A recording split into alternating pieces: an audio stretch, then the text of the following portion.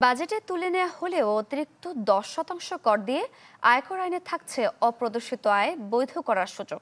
তবে অপরাধমূলক কর্মকাণ্ড থেকে আয় হলে তা চলমান আইনে বৈধ করার সুযোগ থাকছে না। যদিও জরিমানা বিধান নয়, অবৈধ আয় বন্ধেই তৎপরতা বন্ধের দাবি বিশ্লেষকদের। ইমদাদ হকের রিপোর্ট।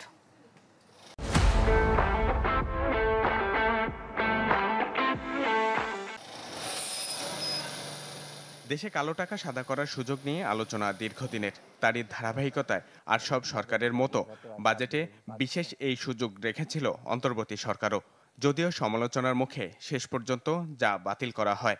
এখন আর আমাদের আইনে কালো টাকা সাদার কোনো প্রভিশন নাই। তবে বাতিল হয়েও যা বাতিল হয়নি পুরোটা। নিয়মিত কর দেওয়ার পাশাপাশি বাড়তি 10% জরিমানা দিয়ে নেওয়া যাবে এই সুযোগ। আয়কর আইনে 24 ধারার 2 উপধারায় বলা হয়েছে, নির্ধারিত হারে কর ও প্রযোজ্য অন্যান্য অর্থ পরিশোধ এবং তফসিলে বর্ণিত শর্ত সাপেক্ষে এই আইনের বিধান মোতাবেক কোনো ব্যক্তিকে কোনো অপ্রদর্শিত আয় প্রদর্শনের সুযোগ দেওয়া যাবে, যার বিস্তারিত তুলে ধরা হয়েছে আয়কর অধ্যাদেশের কয়েকটি অনুচ্ছেদ ও ধারায়। যারা আগে টাকা দেখায়নি তাদের কি হবে? তাদের জন্য যেটা আছে সেটা হচ্ছে তারা রেগুলার ট্যাক্স দিবে, মানে marginal rate 30%, regular tax plus 10% অতিরিক্ত দিবে। এটা কালো টাকা সাদা বলে আমরা মনে করি না।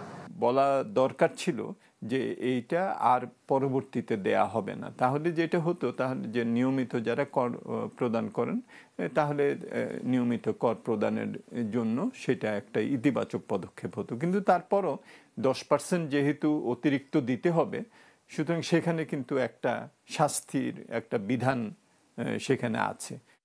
একেবারে নিষিদ্ধ উৎস বাদে আর সব উপার্জনের অর্থ আয়কর আইনের এসব বিধি মেনে বৈধ করা যাবে।